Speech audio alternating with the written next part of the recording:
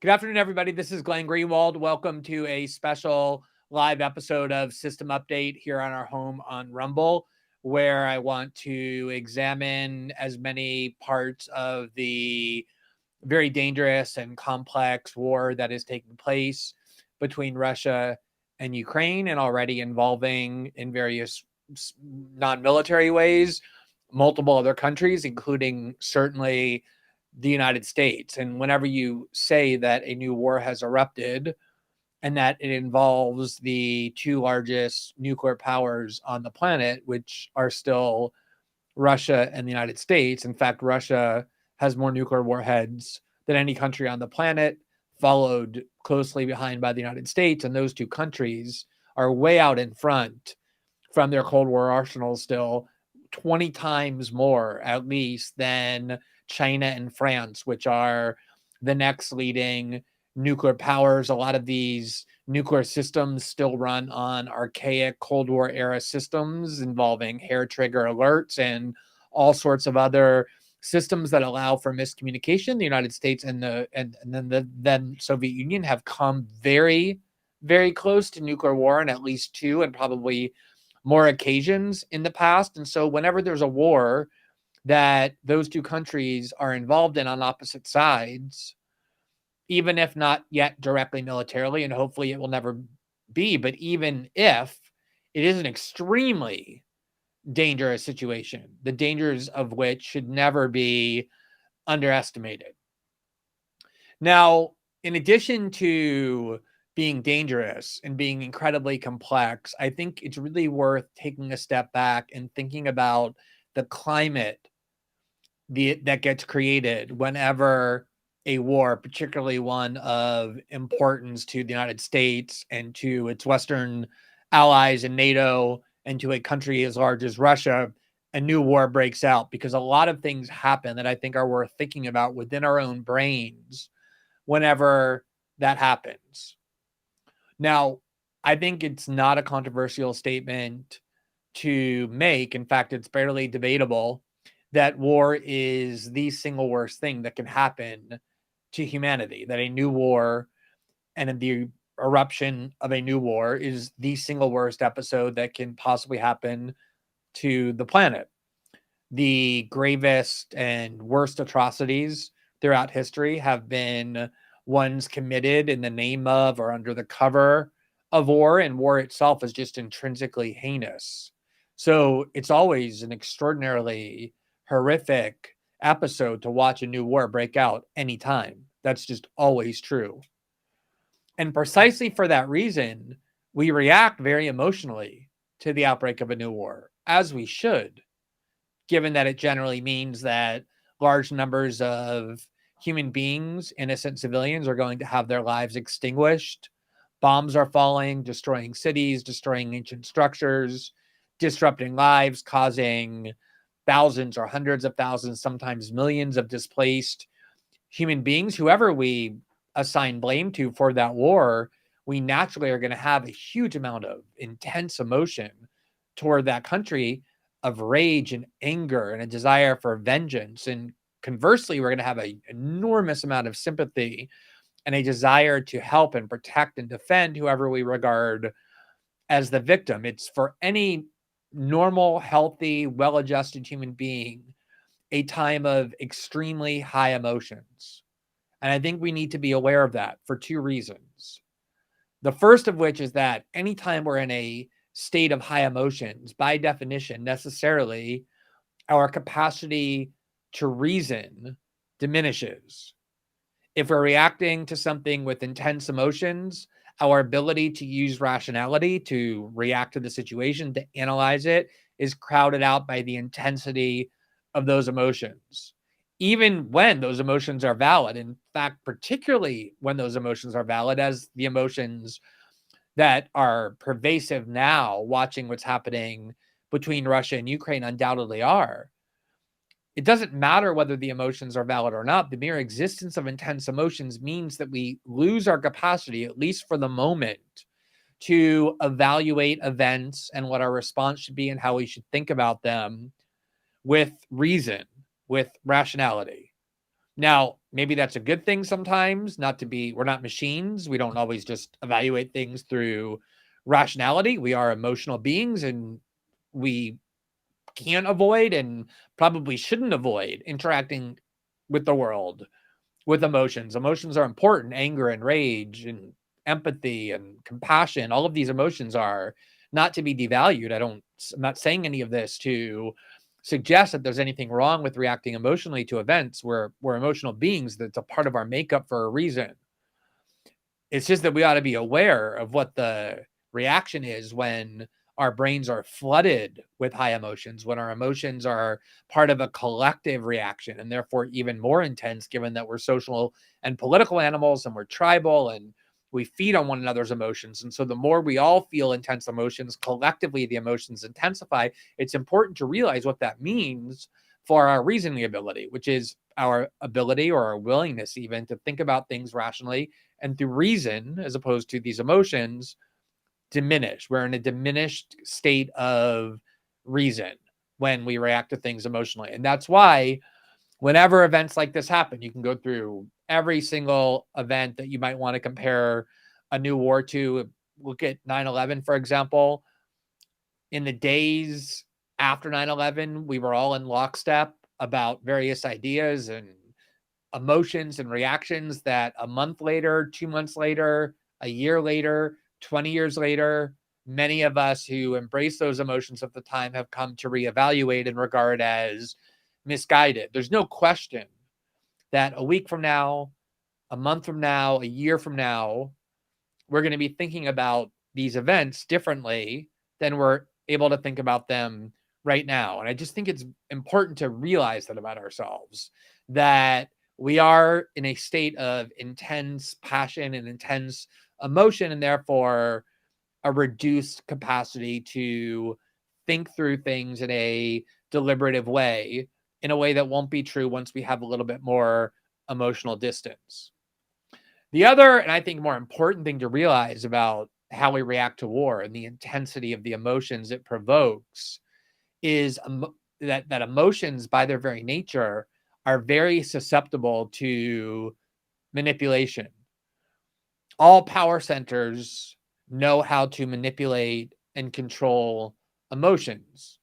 They use fear, they use anger, they use revenge, they use a sense of righteous justice to move people. Governments have been studying this for a long time, and we are more easily manipulated in terms of how we react to things, how we think about things, who we trust, who we don't trust when we're in a state of high emotions, because of the ease with which emotions can be trifled with, can be controlled. And it's not just governments that know how to do that. Obviously, media corporations think a lot about that. Social media companies and technology companies think a lot about that. A central prong of the strategy of those corporations is to use your emotions to keep you engaged with whatever they're offering, to make sure that your level of anger and rage and righteousness and interest are as high as possible. These are all things that many, many large institutions are thinking about right at this moment, consciously or otherwise, with good or bad or neutral intentions, about how they can play on these emotions that we all have in order to manipulate what we're doing and what we're thinking for their own ends. And I think we ought to be very, very conscious of that also. Now, the other important component that I think we need to be very aware of, and I alluded to this already, is the fact that we are tribal creatures. We evolved as part of a tribe. We had to rely on our tribal membership in order to survive for millennia. It's embedded in our DNA and how we evolved. It's one of the reasons, for example, that the threat of ostracization or stigma or social scorn and exclusion is so powerful, because naturally we fear that. We fear being an outcast because of how we've evolved. Being an outcast from your tribe 5,000 years ago meant certain death. And even until very recently, it was very difficult to survive unless you were welcomed into a member of a community or a member of a tribe. This tribal instinct that we have is very potent. And obviously, war is by definition a conflict between various tribes. And our tribal instincts are at its highest whenever there's an outbreak of war. And very similar to the intensity of emotion, tribal instinct, tribal identity, tribal membership in all kinds of ways plays a major role in how we view various events and how we are controlled and manipulated and conditioned to think about these events. And I think there's a lot of that going on. And you may think that those are all good things. We should be angry. We should be rageful toward Russia. We should hate Vladimir Putin. We should want revenge on Russia. We should do everything possible to protect the innocent people of Ukraine. You may think that those are all valid emotions. All I'm suggesting is that the more self-consciousness we have about how our human psyche and our constitution determines and drives and shapes our reaction, the better we're able to understand our own reaction, the more resistant we become to the ability of other external forces or institutions to manipulate how we're reacting. Now, one of the things that is clearly happening, first in Washington, but then throughout the country and then into the broader international community that identifies with the West, is there is a homogeneity of opinion. There is a unified consensus about how to understand this war. If you go and look at what Marco Rubio is saying about this war, it is exactly the same as what Alexandria Ocasio-Cortez is saying. If you look at what Nancy Pelosi is saying, it is exactly the same as what Lindsey Graham is saying. There's no left-right division, practically, when it comes to how we see this war. There's obviously an attempt for each side to blame the other to gain partisan advantage. The right is claiming that this war is happening because Biden was insufficiently confrontational with Putin. Liberals are claiming that this is all happening because Republicans are on the side of Russia. I'm not saying there's not an attempt to concoct divisions for partisan gain. That always happens. But the reality of how people are actually understanding this is very easily recognizable. It's a consensus, a unified consensus. Again, leaving aside the question of whether this is correct or incorrect or accurate or inaccurate, but the unified consensus in elite American political and media discourse is very clear. The war is the fault, if not entirely, overwhelmingly, of a single villain, as is typically the case, a madman, a dictator, a deranged and hateful and maniacal and genocidal war criminal, Vladimir Putin, the president of Russia. It's all his fault. It's an act of extreme evil and immorality, what it is that he's doing in Ukraine. And nobody else deserves any of the responsibility or blame. That if you were to suggest that the blame might be more appropriately divvied up among various parties, or if you question whether, in fact, that narrative is correct, you will be immediately obliterated as disloyal to the United States, as a Kremlin agent. And this is not new. We've seen this many times before. In the wake of 9/11, anyone who questioned the George Bush, Dick Cheney policy of the war on terror and the various wars it included was accused of being on the side of Al-Qaeda, was accused of being a fifth columnist or somebody lacking patriotism. This was common. George Bush, in one of his first speeches before the joint session of Congress in October, less than a month after the September 11th attack, famously announced to the world the binary framework that he believed was appropriate, which is you're either with us or you're with the terrorists. Meaning you either support everything we're doing, in which case you're with us. You don't just say that you're with us, but you take action to support what we're doing. And the only other alternative is you're with the terrorists. That was the binary framework that George Bush and his neocon speechwriters like David Frum and advisors and Dick Cheney deliberately cultivated.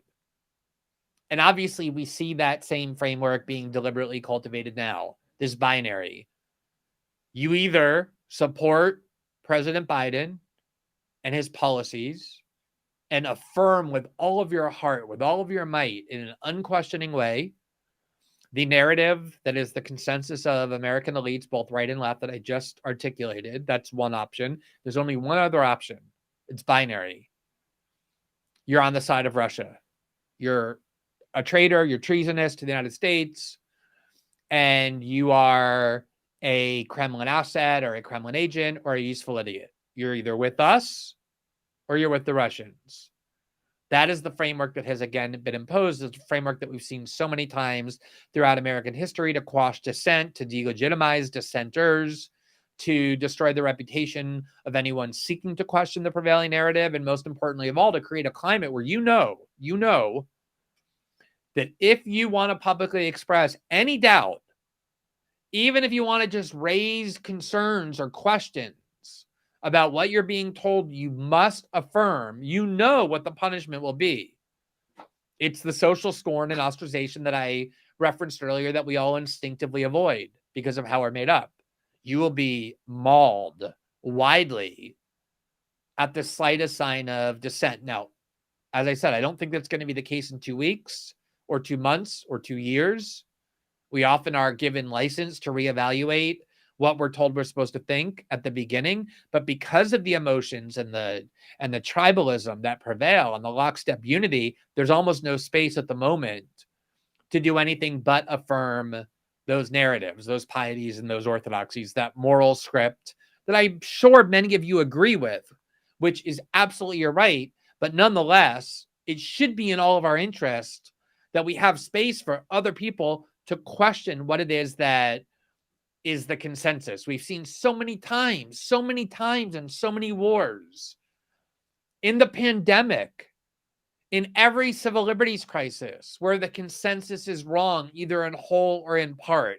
Even if you're somebody who agrees in large part or entirely with that moral binary framework that I described, you still have an interest in allowing others who see things a little bit differently or who want to ask questions designed to determine the validity of that argument and the response of the United States to all of this. It's still in your interest to allow people to be able to do that without being demonized or punished or cast out.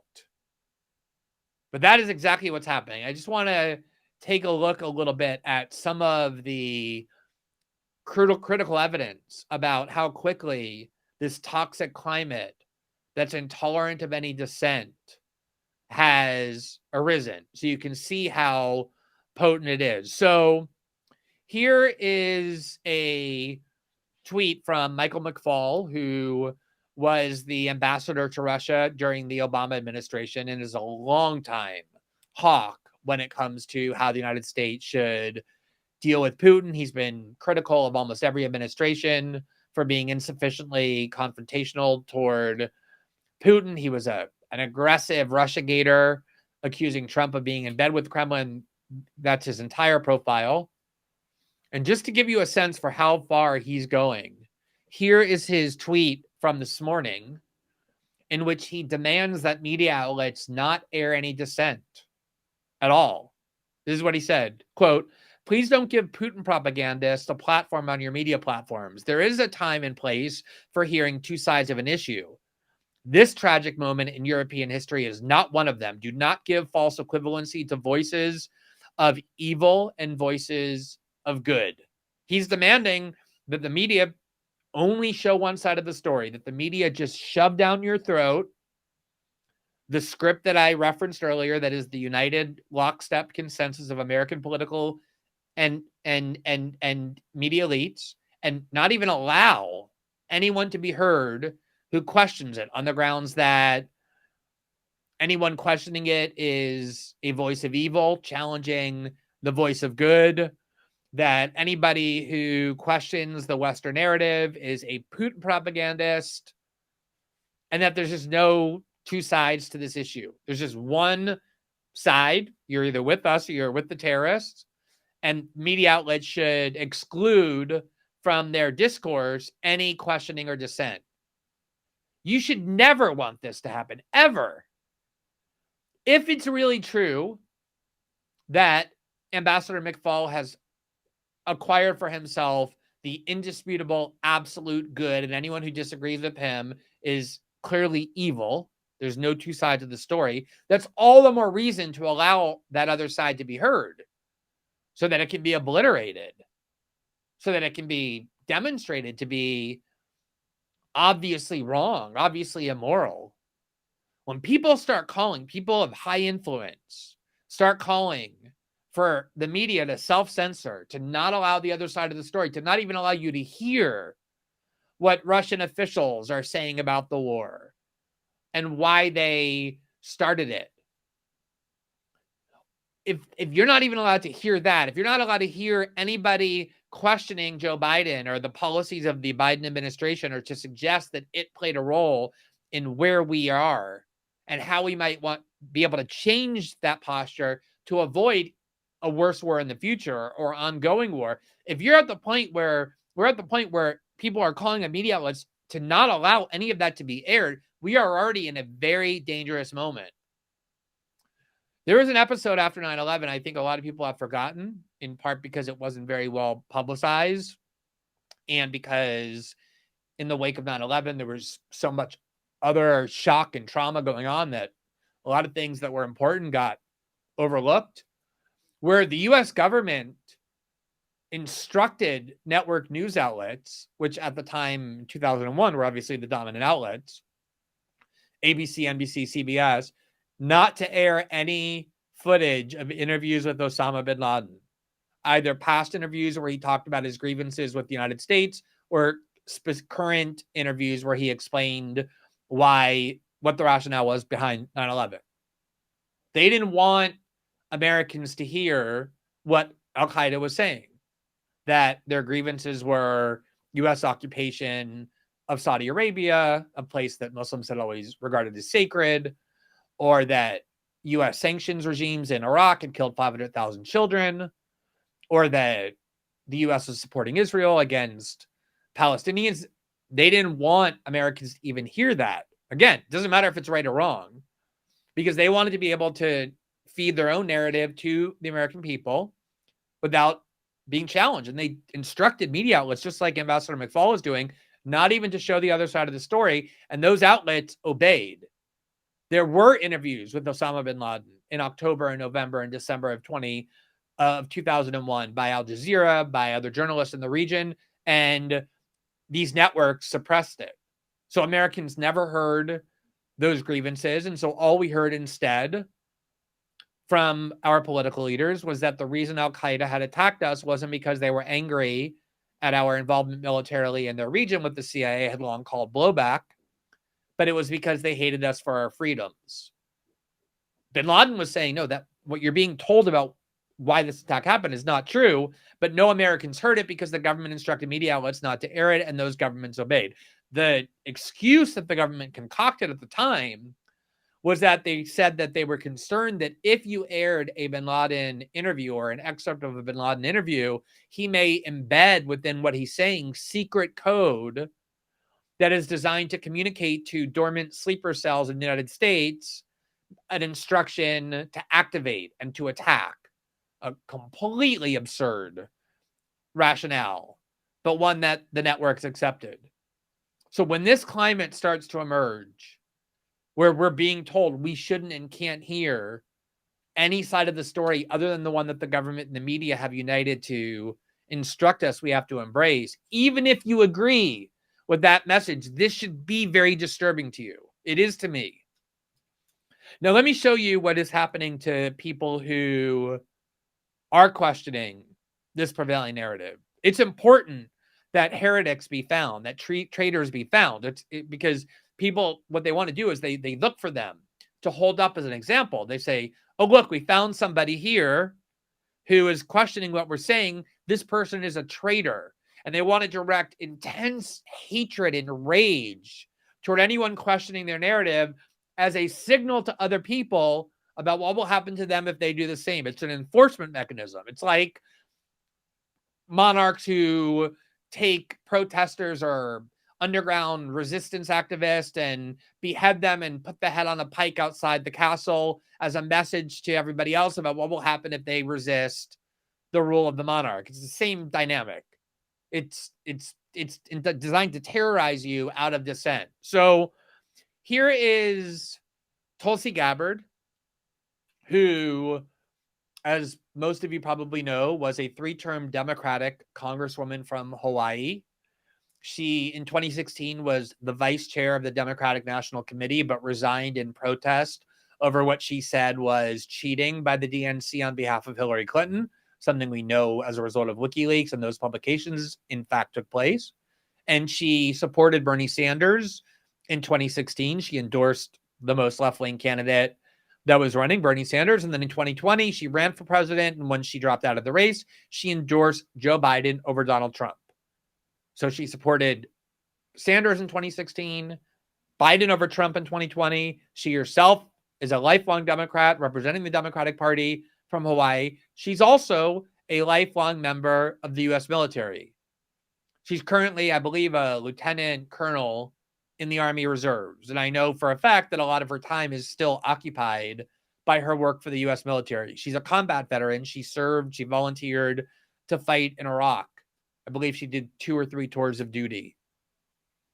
And she has her own views as a patriot, an American patriot, about what is the best foreign policy for the United States in terms of Russia, which you should want every citizen, especially ones with experience in foreign policy, to have the right to express. And her view has been consistent over the last 2 years, which is that the United States should not be pursuing a policy of confrontation with Moscow. She supported President Trump and his supporters in that view that confrontation between the United States and Russia is the most dangerous thing that can happen because they're the 2 most nuclear powers on the planet. And that we should, instead of pursuing a path of confrontation, should be pursuing a path of cooperation and finding ways to resolve our problems, not militarily, but diplomatically. And when it comes to Ukraine, her message has been consistent, which is that Russia has a genuine fear of being encircled by NATO, and that in particular has an acute fear, not just Vladimir Putin, but all Russian leaders, of what will happen if NATO is placed in Ukraine, or if Ukraine is placed in NATO. All you have to do is look at 20th century history or a map to see why Ukraine is so critical to Russia. It's the place where they were twice attacked by Germany in the 20th century and lost tens of millions of people in those 2 wars. Ukraine has been a critical spot of vulnerability for Russia, not in the distant past, but in the 20th century. And so putting NATO in Ukraine on the Russian border, as already other bordering states are already their promised membership in NATO or have been given it, is something, whether you think it's right or wrong, is a genuine fear on the part of all Russians, not just Vladimir Putin, and not even people who support Putin, but even Russian liberals, opponents of Putin, believe that putting Ukraine in NATO or threatening to put Ukraine in NATO is incredibly provocative and dangerous for Russia, legitimately so. That is the perception, not of Vladimir Putin, but of Russia in general. And so her argument has been very clear for a long time. We should stop threatening Russia that we're going to put Ukraine in NATO. And even though everybody knows that we're not going to put Ukraine in NATO, the United States refuses to say it. That's been Russia's demand for a long time. And Tulsi Gabbard's argument is we should give that guarantee to Russia. We should give the guarantee that we're going to neutralize NATO. They're not going to be part of we're going to neutralize Ukraine. They're not going to be part of NATO or the EU. They're not going to be under Russia's command or influence. They're going to be a neutral state, because that will give the assurances to Russia that they're not being threatened, and that can avert war. That's been her consistent message for years, and she's still saying it. So early this morning, as war broke out, she went on Twitter and expressed that view. She said, "This war and suffering could have easily been avoided if the Biden administration and NATO had simply acknowledged Russia's legitimate security concerns regarding Ukraine's becoming a member of NATO, which would mean U.S. NATO forces right on Russia's border. You don't have to agree with that if you don't want. But to say that this is some kind of insane or irrational or traitorous thought is preposterous. I could spend the next 4 or 5 hours showing you leading members of the U.S. military and the CIA saying exactly this. Members, I could show you people on the left like Noam Chomsky and Robert and Robert Cohen and many other people who have been leading leftist foreign policy, and Russia commentators and people on the right and everybody in between and members of the U.S. military who all say the same thing, that Russia not only has a genuine but a legitimate fear of what will happen if NATO exists in Ukraine, and that the expansion of NATO over the last 15 to 20 years has given Russia the perception that they're being encircled in a way that makes them feel very insecure. So all she's saying is like, look, the reason this war happened is important, and we should think about it precisely because maybe there's still a way now to stop it. Maybe if we get Ukraine to tell Russia they won't seek NATO membership, and if the U.S. and NATO say we don't intend to put Ukraine in NATO, perhaps that's a way we can take what is now a horrific military conflict and turn it into the diplomatic realm. Again, agree with it or not, it is an eminently reasonable position that finds widespread support, not in Moscow, but in the highest levels of United States scholarship and academia and military and intelligence community salons. You can find people saying the same thing. That's where she got it from. She's part of that world. Let's look at how people reacted to Tulsi Gabbard saying that. I don't mean like random Twitter trolls. I mean people with influential positions. Here is Fred Wellman, who is one of the leading members of the Lincoln Project, the beloved Lincoln Project that liberals have enriched because they're former Republicans who say they're against Trump. He responded, "You need to throw your army uniform out, you fucking traitor." Pretty much direct and to the point. She's calling her a traitor. She's somebody who risked her life to fight for the United States in a war that a lot of people, including myself, think was a gigantic mistake and an act of immorality. But she has been somebody who went and did that. And he's calling her a traitor and telling her to throw her fucking uniform out simply because of her belief that the United States should have a position that Ukraine will be neutral in order to appease or placate Russia's fears. Here is Rachel Vinman, who I guess is notable because her husband became a liberal media hero by blowing the whistle on Donald Trump and causing his first impeachment over Ukraine, who also echoed the same thing. You are a fucking traitor. Do you understand they're calling Tulsi Gabbard a traitor for the slightest dissent?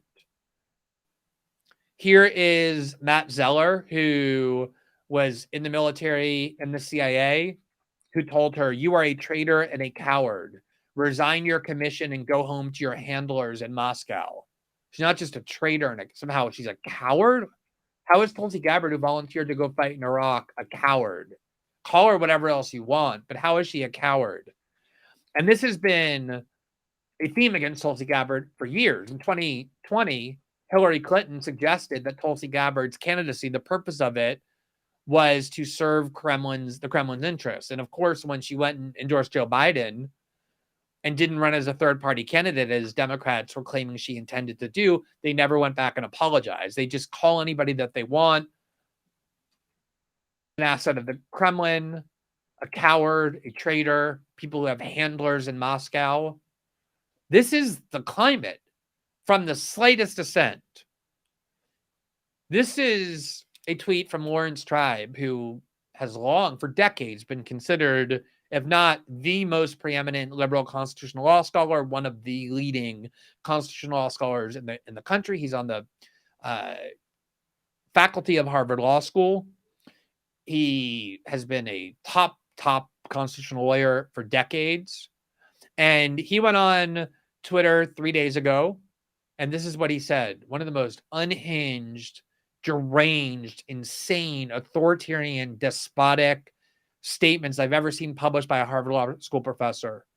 Listen to what he wrote. Quote, led by Fox News Channel's Tucker Carlson, the GOP's Trump wing appears to be throwing its weight behind Putin. You're either with us or you're with the terrorists.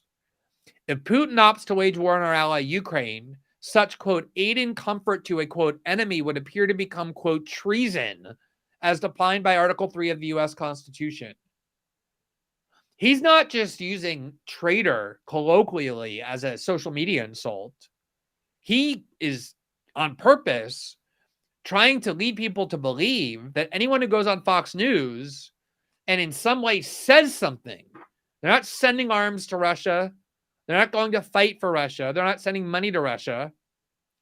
They're expressing their opinion as an American citizen about U.S. policy that they not just could be, but likely are guilty of the highest and gravest crime in the United States Criminal Code, which is treason, punishable by death. Look at how that tweet viralized. 5,000 retweets, almost 20,000 likes. He did end up deleting it without comment after he let it spread all over the internet. But he's saying that if you even express these views, the same one Tulsi Gabbard expressed, that you should be imprisoned as a traitor to your country because of the views that you formulated as an American citizen. Here is John Pavlovitz, who is a fiction writer, who said Tucker Carlson needs to be held accountable. He said that this morning. He didn't say how Tucker Carlson should be held accountable. What does that mean to hold a cable host accountable? Again, Tucker Carlson hasn't fought for the Russian army, he hasn't sent money to Russia or arms to Russia. He's just expressing his views on what the U.S. government policy should be toward Ukraine and Russia, which he has obviously every right to do under the Constitution they're supposedly so enamored of. But he wants them held accountable. Now, as I said, this is very redolent of the climate that emerged after 9/11, except the sides are reversed. After 9/11, it was very common on the American right to accuse anybody questioning George Bush and Dick Cheney's policies of being a traitor. And a lot of conservatives I know, including prominent media ones, have said that they regret that. That was a gigantic mistake. Not just supporting those policies, but creating this climate. But one of the most notorious statements along those lines came from Andrew Sullivan, who wrote in the Times of London on September 16, 2001, so just less than a week after 9/11, quote, the middle part of the United States, the great red zone that voted for Bush, is clearly ready for war. But the decadent left and its enclaves on the coast is not dead and may well mount a fifth column. Fifth column is a historical term for treason, traitors within your own society. Now, Andrew has apologized countless times for what he said, acknowledging how toxic and repressive and misguided it was. But this is exactly is the prevailing sentiment now. I just showed you what Andrew Sullivan said here about the decadent left and its enclaves on the coasts who don't support George Bush and Dick Cheney being traitors is exactly what people are saying about anyone who questions the current U.S. government narrative about what should be done with Ukraine and Russia. Now, I referenced earlier the fact that Tulsi Gabbard's view is one that you can find support for throughout academia, but also military leaders like Tulsi Gabbard and intelligence operatives. I just want to show you a couple of examples because I think it's really worth hearing from people who have a different view. You turn on TV and all you're going to hear is everything is Putin's fault. We're the innocent victims. There's nothing we could have done to stop this. This is because Putin's a madman. So I really think it's worth just hearing, even if you don't agree with it, the other side, in part so your mind is open to that. Try and use reason and not emotion, but also because this climate that has been created, you see, suggests that anyone who has that view is a Kremlin agent. So listen to members of the military, the U.S. military, who have devoted their lives to defending the United States, and listen to their analysis of what happened with Russia and Ukraine in the United States. Here is Colonel Douglas McGregor, who was interviewed by Tucker Carlson last night. I think it's really worth listening to a part of what he says in his analysis. But I'm also very concerned that we find a way.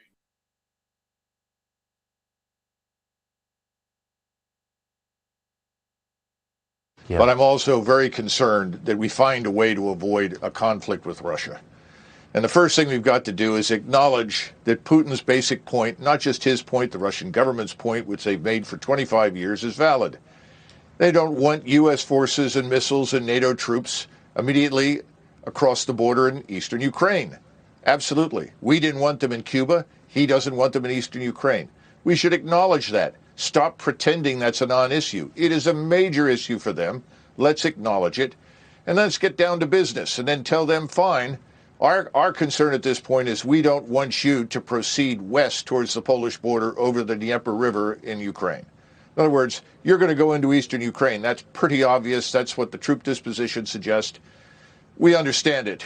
We would prefer not, but ultimately we do understand your point. We acknowledge it. We are ready to neutralize Ukraine. Ukraine doesn't have to be in NATO, neither does Georgia, and we can discuss those terms of neutrality. Now, if you will accept those terms, then let's talk about the other things that are important. The INF Treaty, making that relevant again. What about where troops are near borders and when they're not near borders and how they'll exercise? We can sort through all of that. We have refused to do this. And because we've refused it, we're going to watch as 130, 140,000 troops go into eastern Ukraine in the next few days. And there's not a damn thing we... Why is that even a controversial point? Why can't you say that? He's talking as a military leader who has dealt with Russia for decades. And he's obviously looking at it through the prism of the United States and how the U.S. military planners would think. Remember, we almost started a nuclear war with Russia over what they were doing in Cuba because we regarded what Russia was doing in Cuba as such a threat to the United States. They hadn't invaded the United States, but they were planning on putting nuclear missiles at the request of the Castro government close to our borders. And that was we were willing to risk a nuclear war to stop that. We've always had the view that what happens in countries with proximity to us, in Latin America with the Monroe Doctrine, is of vital interest to us, but not to any other country. That's been the official position of the United States government for 230 years. And obviously, everyone knows that if China or Russia created a new military alliance and invited Mexico or Canada or a Caribbean nation to join, and at the same time flooded those countries with lethal offensive arms to fight against us, as we've been doing with Ukraine, we wouldn't just say, oh, well, I guess those countries have the sovereign right to do that. We would, of course, react as if that were a grave threat to our national security, which it would be. And so all he's doing is saying the Russians see the situation in Ukraine exactly the way that we as military leaders in the United States would see something similar happening on the border of our country. That's all he's doing, is applying a pragmatic, realist view to this conflict. Exactly what Tulsi Gabbard said. Is he also a traitor and a coward because that's how he sees it? Here is another lifelong member of the military, Lieutenant Colonel Daniel L. Davis. I think we have that wrong on the screen. It's Daniel L. Davis, who spoke with the show Rising, which is the show of The Hill, this morning about his analysis of the conflict. And listen to what he said, and you'll note how striking it is and its similarity between what we just heard and what Tulsi Gabbard and Tucker Carlson have been saying also, while being called traitors for saying it. All the bloodshed here is 100% on the shoulders of Vladimir Putin and nobody else. This does not have to happen. But with that saying, he has been signaling for 15 years that NATO advancement to his border through Ukraine is a red line. And he has shown twice in 2008 and 2014 that he is willing to use force to limit it.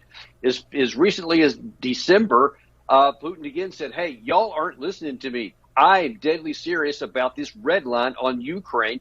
And then he signaled again with this massive buildup of forces which we just seem to want to ignore. We don't like it. We don't want to be told we can't do anything.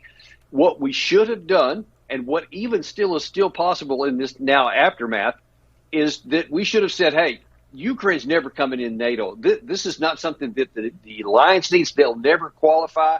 So why should we say that this door is open when all that's going to do is get Ukraine sucked into a war? Because Putin was very clear on that. We made certain that everybody understood that they're not coming in NATO, because every NATO nation has said we're not going to fight Russia on your behalf. Now, if you're not going to fight them, then why not do the one thing that might have precluded war and say the door is closed, so that we take off the table Putin's red line, and then this may not have happened at all. But it did, and now that we've left the Ukrainians on their own, they're fighting this on their own. Nobody's coming to their aid, and so I think that they need to now take this bull by the horns and say, hey, we're gonna have to make some hard choices here, and that is if you declare neutrality right now, if you say we're not going to join NATO anymore, that's going to be a humiliating situation, but it could. Is Lieutenant Colonel Davis, like Colonel McGregor and Tulsi Gabbard, is he also a traitor to the United States, a coward, an agent of the Kremlin because of that pragmatic analysis? He's trying to find ways to stop this war, and he's saying if everyone knows that Ukraine won't really ever be put into NATO because NATO members aren't going to go and risk war with Russia to defend Ukraine, why not just say that? Or why not get Ukraine to say it? Maybe it's a imperfect solution, but it's certainly better than watching Ukrainian cities being bombed. And it's something we could have done all along, but refused to do it. Why can't you say this when it is something that has been recognized for very long? Now, there's another aspect to all of this that I think is really important. And I'm going to get to the whole question of what has happened over the last 5 years with Russiagate and Donald Trump and the climate that created out of that. I talked last night on Fox News with Laura Ingraham about how ratcheting up tensions with Russia over the last 5 years to play games, partisan games with Russiagate, and how making it basically inherently suspicious, if not criminal, to even meet with Russian diplomats was an incredibly reckless thing to do. And it's not something I'm saying now. I spent 5 years denouncing Russiagate, not just because it lacked evidence, but because of how dangerous it was. I'm going to get to that, as well as the obvious irony that the media consensus was that Trump was the puppet of Putin, controlled by and subservient to him. And yet it wasn't under Trump but Obama when Russia annexed Crimea, and it was under George Bush and not Trump when Russia invaded Georgia, and it's now under Biden and not Trump when Russia invaded Ukraine. It's incredibly bizarre, isn't it? That the weak, controlled, subservient president to the Kremlin was the one who never allowed Russia to invade parts of Ukraine or other of their neighbors and declare those now part of Russia or otherwise independent. You would think that would lead to a reevaluation of that. I'm going to get to that because I think it's an extremely important part of the story. But the one thing I also want to point out is to listen now to the narrative that we're all required to affirm. You would think that Russia just kind of woke up one day and decided to attack Ukraine the way the United States just kind of woke up and decided to attack Iraq, with the obvious difference that the United States went all the way on the other side of the world to attack Iraq, whereas Russia is attacking a country on their border. And that the United States is nothing but this kind of innocent, passive bystander, this like onlooker, just like wanting to defend Ukrainian democracy, this independent sovereign state. And the reality is completely different. The United States has been extremely involved, actively involved in the internal governance of Ukraine since at least what some call the revolution and others call the coup in 2014 that installed a pro-EU, pro-Western leader. You obviously all remember the scandal of how Hunter Biden, Joe Biden's son, was paid $50,000 a month to sit on the board of Burisma Energy, despite him having no experience in or competence about any energy industry, much less Ukrainian energy. And everyone knows why he was paid that money. It was because the Ukrainians were desperate to get access and influence with Joe Biden. Why? Why were the Ukrainians so desperate to get access and influence with Joe Biden? It was because Joe Biden, as Obama's vice president, was essentially running Ukraine. He was picking and choosing which prosecutors should be fired or hired. And the United States essentially chose who the Ukrainian leader would be in 2014. Here is a tweet from Aaron Mate, who remembered that a video or audio from then senior U.S. official Victoria Nuland, who at the time was a senior Obama State Department official, now is a senior Biden State Department official, and then U.S. Ambassador to Ukraine Jeffrey Pyatt, were talking on the phone in a leaked conversation where they basically just sat there openly choosing the Ukrainian government. They picked and chose who was going to be part of the Ukrainian government. That's how involved the U.S. has been. Listen to them do that. I think Yats is the guy who's got the economic experience, the governing experience. He's the guy, what he needs is Cleach and Tony Book on the outside. He needs to be talking to them 4 times a week, I just think Cleach going in, he's going to be at that level working for Yatsenyuk. It's just not going to work. Yeah, no, I think that's right. Okay. Does that sound like an independent sovereign democracy that the United States has been keeping out of? Of course not. They were running Ukraine for the interests of the United States right on the Russian border. Is it hard to understand why Russia considered that threatening, especially when the U.S. political media class were demanding that Russia be viewed increasingly as an enemy in order to undermine Donald Trump's presidency? Imagine if Russia were choosing the Mexican president, or the Chinese were in Canada picking and choosing who their prosecutors were, so involved that they were basically acting like a colonial power running Canada and Mexico right on our borders. It just takes a little rationality to understand why that's threatening to Russia, which isn't the same thing as saying Russia was justified in invading Ukraine. It's critical, though, to be given the space to understand what role the United States played so that we can also figure out what not to do in the future to worsen this war, but instead bring it to an end. Now, just to go back to this point about Ukraine and NATO, the media until yesterday, when the war started and it became taboo to talk about it, was very open about the fact that everyone knew exactly what Putin's primary grievance was, which was the ongoing explicit threat to put Ukraine in NATO. And his demand to avoid war was very simple: promise that Ukraine will not go into NATO, take Ukraine off the track. Here from The Guardian, I believe this is from last week. The headline reads, U.S. holds firm on Ukraine's right to join NATO in its response to Russian demand. U.S. officials also offer to negotiate on European security with Moscow, but won't move on the most contentious issue. The U.S. just said, no, we're not going to promise you that Ukraine won't go into NATO. If we want to put Ukraine in NATO, we're going to put them in NATO. And we're not going to even give this to you as a way of avoiding war. Quote, the U.S. has presented its written response to Russian demands on Ukraine, but made clear that it did not change Washington's support for Ukraine's right to pursue NATO membership, the most contentious issue in relations with Moscow. This reply, which was delivered to the Russian foreign minister by the U.S. ambassador to Moscow, John Sullivan, repeats the U.S. offer to negotiate with Russia over some aspects of European security, but the Secretary of State, Anthony Blinken, said the issue of eventual Ukrainian membership of the alliance was one of principle. Blinken was speaking hours after his Russian counterpart, Sergei Lavrov, threatened, quote, retaliatory measures if the U.S. response did not satisfy the Kremlin. Without going into the specifics of the document, I can tell you that it reiterates what we said publicly for many weeks and in a sense for many, many years, that we will uphold the principle of NATO's open door, Blinken said, adding, this is no change. There will be no change. Now, I know the date on that Guardian article is incorrect. I believe it's from last week. I think it's February 16th.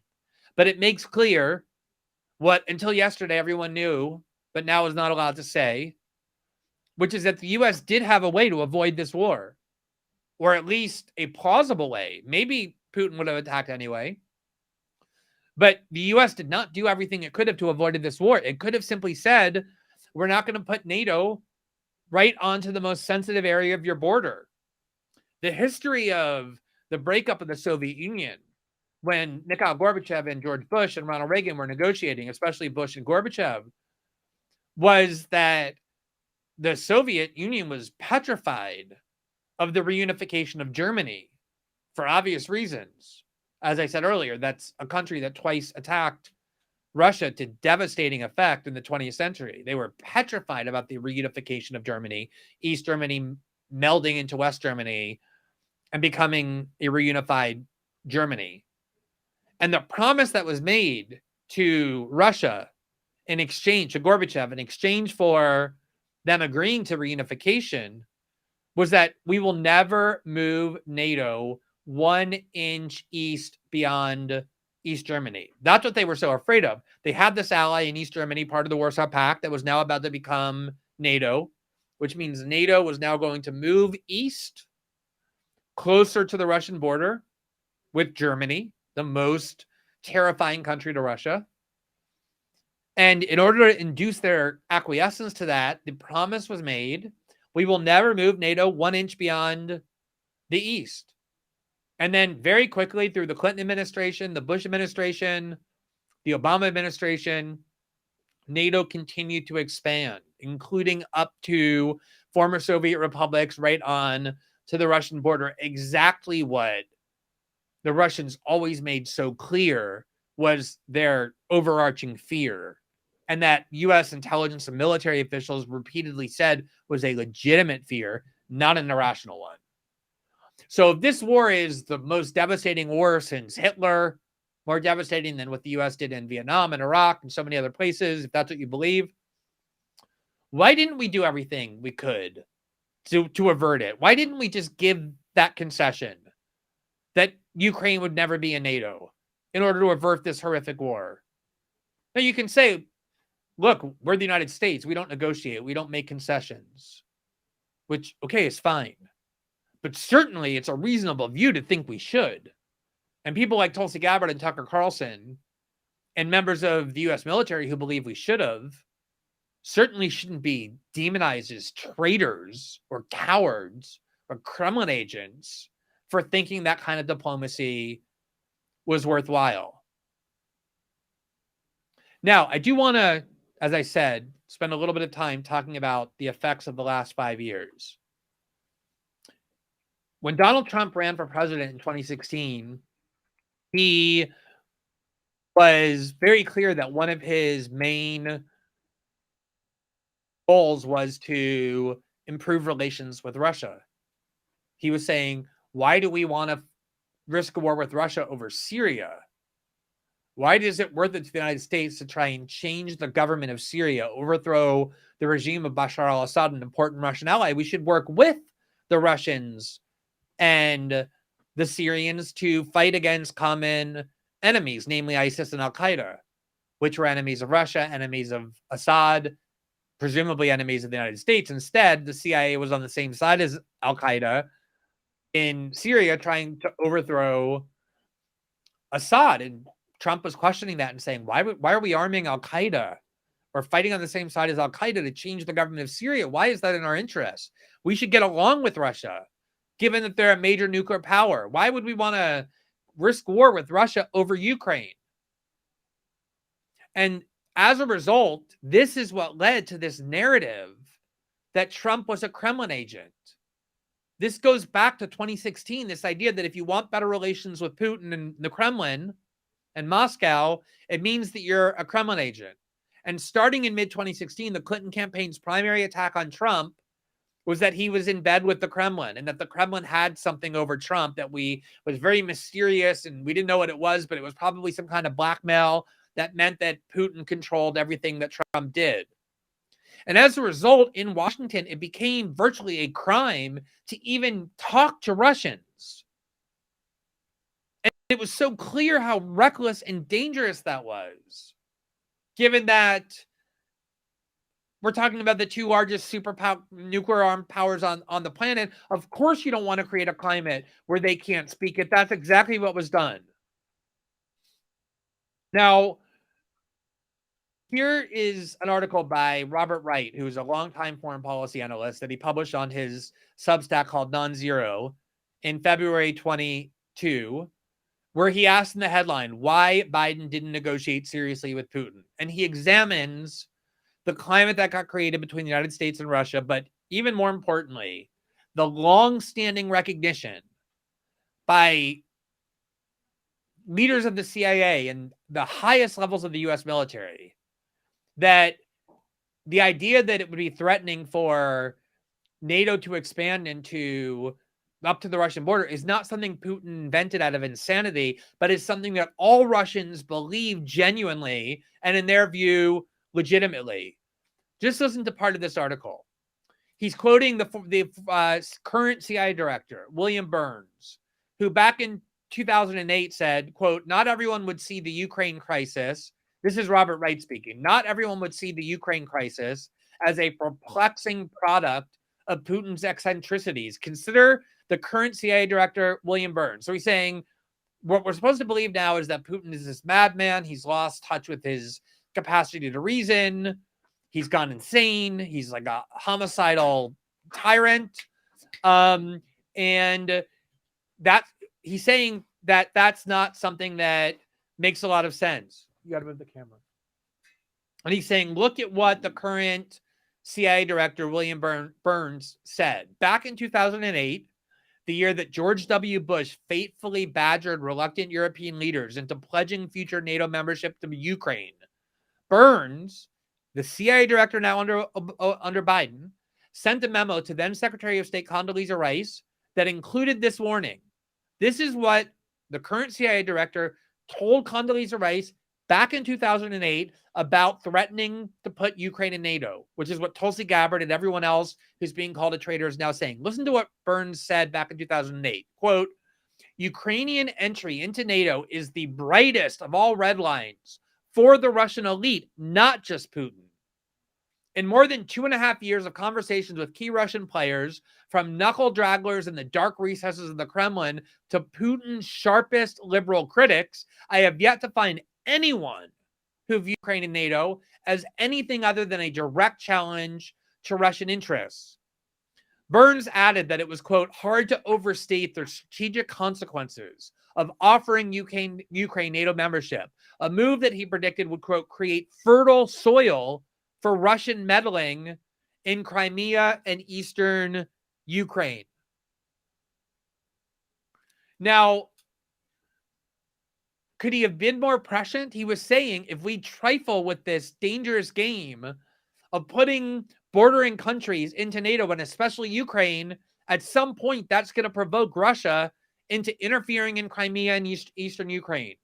Exactly what has happened. But if you point out what the current CIA director was saying and warning 14 years ago about the dangers of NATO expansion, you get called a traitor, as we just saw with Tulsi Gabbard and those members of the military and Tucker Carlson. Now, just to reinforce the point I made earlier about how heavily Biden has been involved in Ukraine, right on the Russian border, here from USA Today on October 3rd, 2019, is an explainer that, quote, "Biden and his allies pushed out Ukrainian prosecutor because he didn't pursue corruption cases." As I was indicating, this is how much we were micromanaging, not just macromanaging, Ukrainian politics. That Biden was not just selecting with Victoria Nuland who would run Ukraine, but was on the level of demanding which prosecutors should be moved around. And this was the United States government ruling Ukraine as a colony right on the Russian border. That is something that needs to be factored in to the calculus. Now let's look at the tensions that were created by Russiagate. For sure, you remember this. It was the Washington Post, March 1st, 2017. A headline: Jeff Sessions, who was Trump's attorney general. At the time, he was a U.S. senator on various armed services and intelligence communities, met with the Russian envoy twice last year, encounters he later did not disclose. Do you see how they were turning what had always been benign and even desirable meetings between leading U.S. politicians and Russian officials into something nefarious? This is what Russiagate was about, was taking conversations that you want to happen at the highest levels of the American and Russian government and turning them into some form of treason or collusion or criminality. Michael Flynn, who, like all those other people now being accused of being a traitor, was criminally prosecuted for it. Just weeks before he was about to become the national security advisor, he did what you would want any national security advisor in a transition to do. He called his Russian counterpart, the Russian ambassador, Sergei Kislyak, and talked to him about what the future of U.S.-Russian relations would be. The FBI went and interrogated him about it. They prosecuted him because they claimed that he didn't remember everything he said or that he covered up the fact that they discussed sanctions. And for years, this is the New York Times in 2020, they treated it as though it was some sort of crime. That was why Russiagate was so dangerous. It severed the idea that we can pursue better relations with Russia, a central campaign pledge of Donald Trump, because it turned this relationship between Trump officials and Russian officials into actual criminality and proof of treason. Remember when Trump met with Vladimir Putin in Helsinki, John Brennan called it an act of treason, nothing short of treason. The hashtag treason summit trended on Twitter for days. That was the climate that got created, is that the U.S. and the Russians should have a relationship of acrimony and hostility and not cooperation. And as a result, we now have that. The U.S. turned into an adversary of Russia, and that made our behavior in expanding NATO and controlling Ukraine even more threatening to Russia. And we now have almost no diplomatic relations with Russia because of the 6 or 5 years that the Democratic Party and their media allies played this game, this dangerous, reckless game with Russia, all in order to undermine Trump's political interests for cheap partisan advantage. This whole insane conspiracy theory that the Russians had taken over the United States, were ruling the powers, the levers of power in American government through sexual and clandestine financial blackmail over all of this constant messaging, training an entire generation of Americans to view Russia as this grave threat. These are the fruits we're now seeing of it. Now, perhaps the biggest irony of all of this is that the thing that you're not allowed to say now, the biggest taboo of all, just go on Twitter and utter this, and you'll see how you will immediately be labeled a traitor or a Kremlin agent if you say it. The single biggest taboo is the following.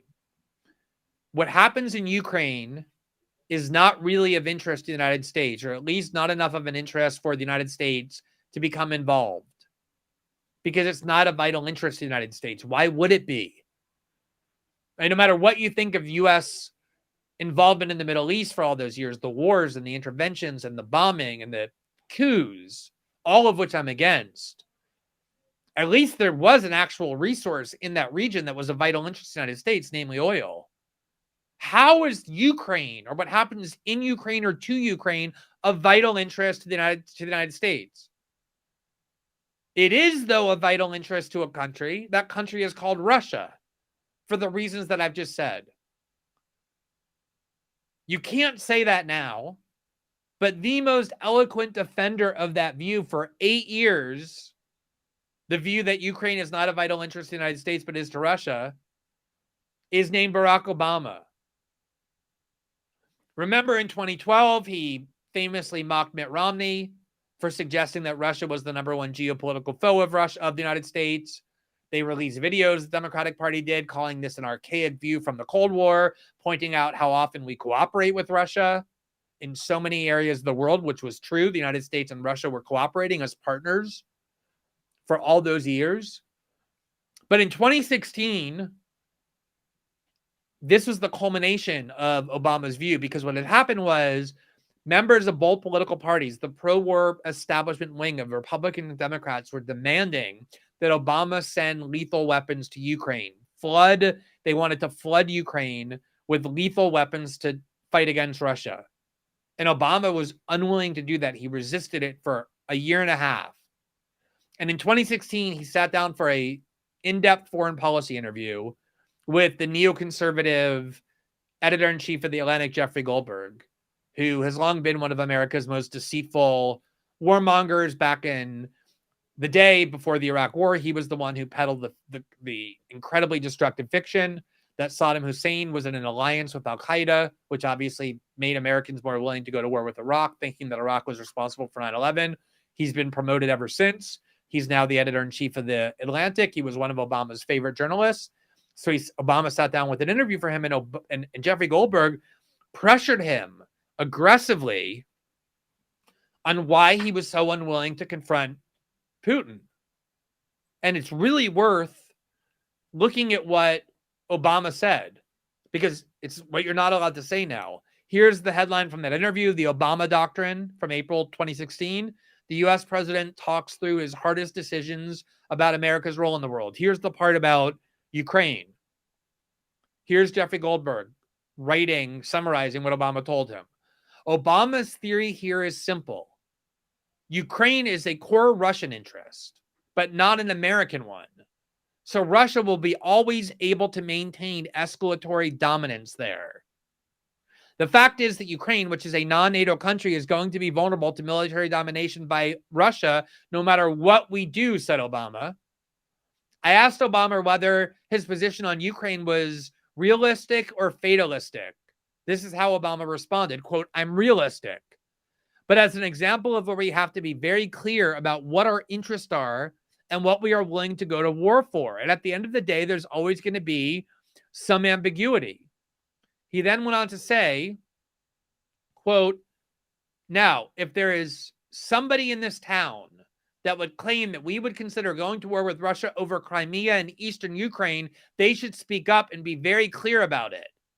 So what Obama was saying is, these people demanding that I do more are insane. What they're essentially saying is, we should go to war or risk war with Russia over a country, Ukraine, eastern Ukraine or Crimea, that is of vital interest to them, but not to us. I agreed with Obama in 2012 when he mocked the idea that Russia was our number one geopolitical foe. I thought there were many other greater foes the United States faced than Russia, a country which after the end of the Cold War had become a mid-range power with an economy the size of Italy. I agreed with Obama in 2016 when he was refusing to drown Ukraine in lethal weapons because of how provocative it would be toward Russia over a cause that did not warrant that level of risk. And I agree with Obama now. Why, as an American, would we risk an incredibly dangerous war that could suck the United States or our allies in order to defend the territorial integrity or the boundaries of Russia, something of great interest to Russia, but not to the United States? And that's why there's such a mismatch right now between the rhetoric and the reality. What you're hearing is, look, Putin is Hitler. This is 1938. This is Hitler demanding a part of Czechoslovakia. It's the same thing. And if we give him part of Czechoslovakia, if we give him part of Ukraine, he's then going to, just like Hitler did, go and invade all the other Soviet republics. And it's the same thing. Okay, well, if that's true, if Putin is Hitler and this is 1938, then we probably should go to war. You go to war with Hitler if he's expanding. You don't ignore it. And yet at the same time, everyone in Washington is saying nobody wants war. Nobody thinks we should go to war with Russia over Ukraine. So what is the point of all of this virtue signaling and all this posturing? That was what Obama was saying. What does it mean to accuse me of being insufficiently aggressive toward Moscow if people want to go to war with Russia over Eastern Ukraine or Crimea, let them say so, because the idea is insane. And he knew nobody was willing to say that, just like nobody's willing to say that now, precisely because everyone knows, even though you're not allowed to say it, that Obama was right and that the U.S. has no vital interest in Ukraine. There's no reason we should be willing to risk a war with the greatest or the biggest nuclear armed power in the country, in the planet, over Ukraine, a country on the other side of the world that has no vital or direct interest in the United States.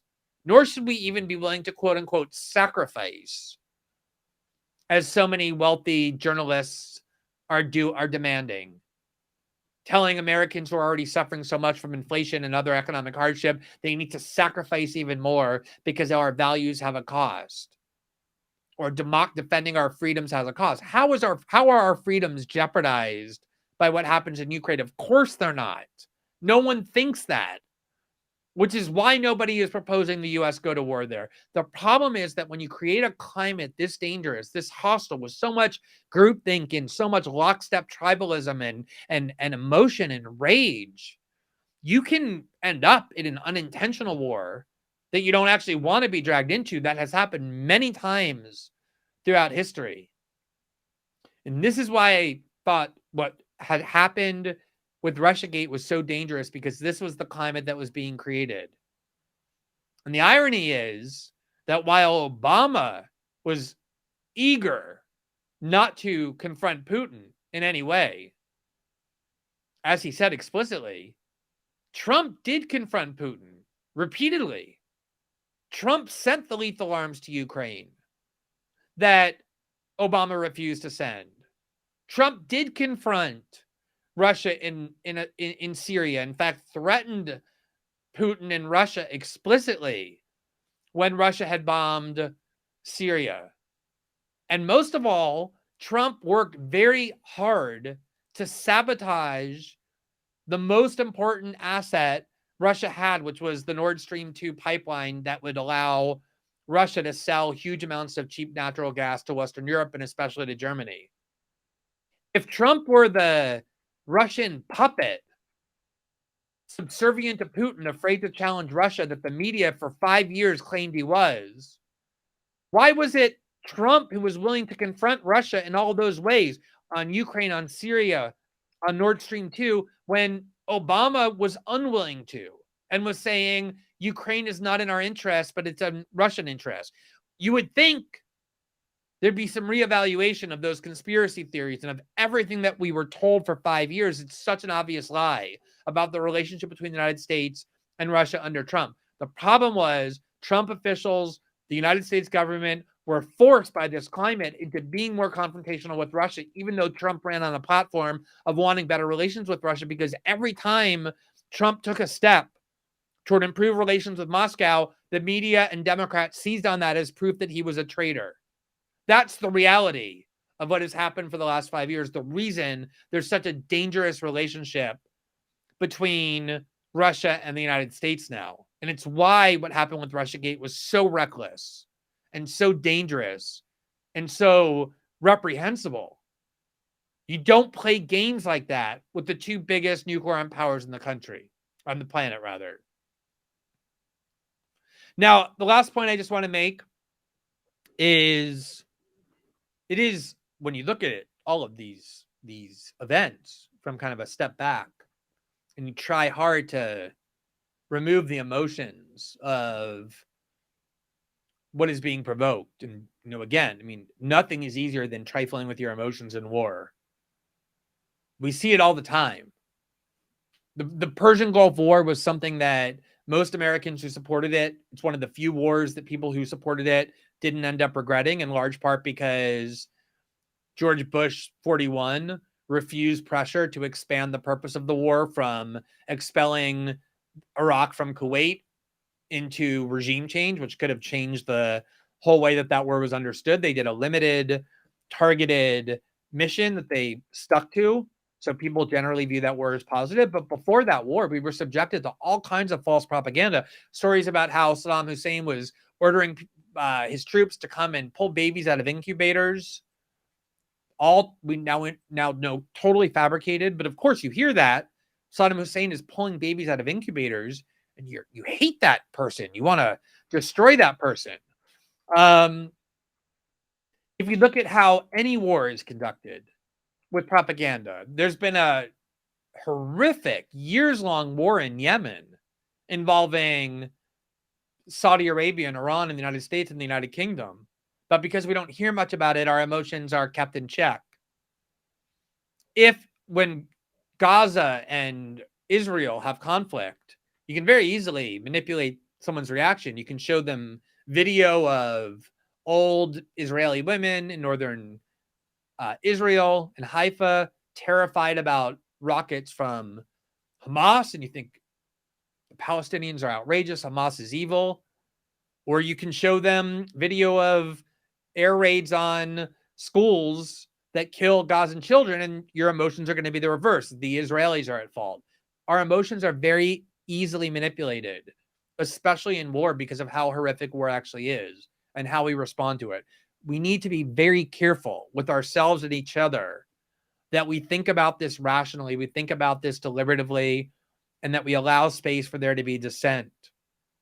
And when you look at what has been said, not by fringe Kremlin assets on RT, but by the most mainstream figures, William Burns, the head of the CIA under Biden, Barack Obama, military officials, all of them have been saying the same thing for 2 decades. NATO expansion into Ukraine is extremely provocative and dangerous and unwise.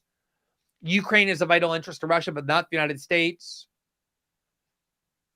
It is a clear fact that the U.S. has been heavily involved in trying to control and govern and interfere in Ukrainian domestic affairs right on the Russian border. The whole conflict starts to take on a different hue than this kind of lockstep emotional response we're being forced to have upon pain of being treated like Tulsi Gabbard or Tucker Carlson, namely being accused informally or even formally of being guilty of the crime of treason. And it's the reason it's the worst crime is because it means you've turned against your tribe. You've betrayed your tribe. That's why it's one of the few crimes in the U.S. Code that is a capital offense and that allows for the death penalty. That needs to stop. We need to be able to debate and question the best way to handle what the U.S. role ought to be in Russia and Ukraine, whether there's a way that we can help stop this war, whether there are things we did that helped contribute to its outbreak. It doesn't matter if you agree or disagree with the other person whose view is being expressed. They should be able to express that without being regarded as traitors or immoral criminals or immoral criminals or betrayers of the tribe. And if you just look at the clear facts of what happened in Ukraine, what role the United States played and continues to play and can play in the future, it's clear that there's a lot more for us to be doing than just saying that Vladimir Putin is the new Hitler, that everything is Russia's fault. There's much more constructive things we could be talking about and saying, but in order for that to happen, we need to be able to agree that we're going to have a kind of debate that is not repressive or coercive or designed to intimidate, but that encourages everything to be interrogated and questioned and debated, because that's when you have the healthiest form of political debate. So as you can see, the computer had a little bit of problems in the background, which I think is a sign that it's time to end anyway. I think we've gone an hour and a half now. So I want to thank all of you for listening. I said on social media that the worst possible thing to do is to try and have these kinds of discussions on social media where heretics are looked for and hunted down, and where your comments are easily distorted. So I thought it was very important to take the time to delve into exactly what it is that my thoughts are and exactly what I think this debate ought to entail. So I hope you found it instructive and productive, and I really hope that it's in this spirit that we continue to debate what is a truly volatile and dangerous war. Thanks so much for listening.